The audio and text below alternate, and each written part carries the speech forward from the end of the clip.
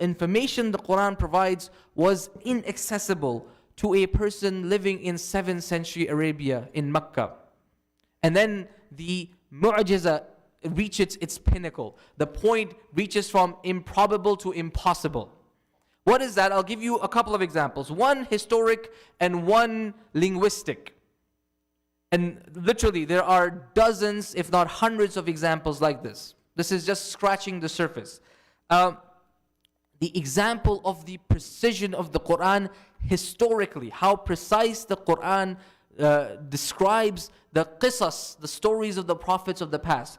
Look at the story of Fir'aun, Musa alayhi salam and Fir'aun, the Pharaoh. There is so much amazing detail here. Pharaoh, as you know, lived in Egypt, and Egypt was at that time a state where they would write whatever they were communicating using the language of hieroglyphics. Okay, not Arabic. Today it is Arabic. Back in the time it was hieroglyphics. If you Google this, you will see how this is a language composed of figures and letters. It's a very interesting, very unique language. It's an ancient language that died out. Okay, it was only rediscovered in the 18th century when they found an artifact known as the Rosetta Stone. And that's when they relearned what hieroglyphics was and were able to then understand what did the fara'ina, the pharaohs, what did they write, what was their communications that they left behind.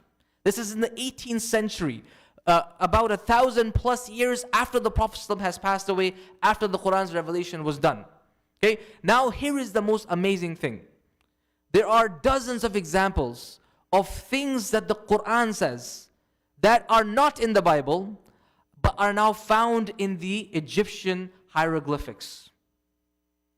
See the point here. The Qur'an says things. For example, the Qur'an would say about Fir'aun, فَمَا بَكَتْ عَلَيْهِمُ السَّمَاءُ وَالْأَرْضُ وَمَا كَانُوا مُنظَرِينَ. The sky and the earth did not weep for them, and they were not given any respite. This is the only time in the Qur'an where this expression comes, by the way. فَمَا بَكَتْ عَلَيْهِمُ السَّمَاءُ or بَكَتْ السَّمَاء. This is not anywhere in the Qur'an. It's not like a recurring expression. There are recurring expressions like تِلْكَ مِنْ أَنْبَاءِ الْغَيْبِ. This is the stories of the past. Comes all the time in the Qur'an. Okay? But this expression does not come anywhere in the Qur'an except in this part of Surah Dukhan about Fir'aun. Okay? Now, unknown to the people of the time, and for thousands of years, this was something that the ancient Egyptians would say about the Pharaoh. In the hieroglyphics, in the tombstones that were discovered from the mummies, right? From the pyramids, that were recovered. And once the hieroglyphics were able to be decoded, it says in the hieroglyphics about a Pharaoh who dies. The sky weeps for you, the earth weeps for you when you ascend to the heavens as a star.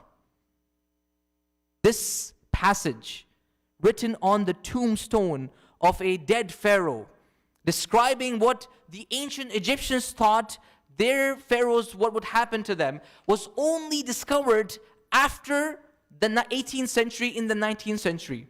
Until that time, this was completely unknown. And subhanAllah, you notice the expression in the tombstone is exactly the expression that the ayah uses. فَمَا بَكَتْ عَلَيْهِمُ السَّمَاءُ وَالْأَرْضُ. When I first memorized this surah and I first learned it, I was very taken aback by this ayah. Because I never saw this in other parts of the Sunnah or in Qur'an. Like the Prophet saying this, Fulan died, بَكَتِ السَّمَاءُ عَلَيْهِ. It's not like a common thing to be said.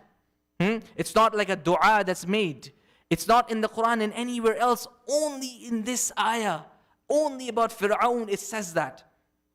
And subhanallah al-azim, glory be to Allah subhanahu wa ta'ala, this particular aspect was unknown for thousands of years until later on when it was discovered. It matches exactly how the Qur'an describes it.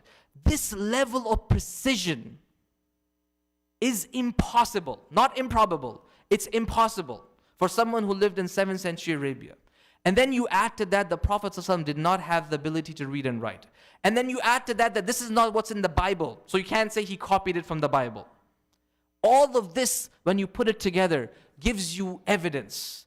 It should give you certainty that this precision is not the speech of a human being. It is the speech of Allah subhanahu wa ta'ala.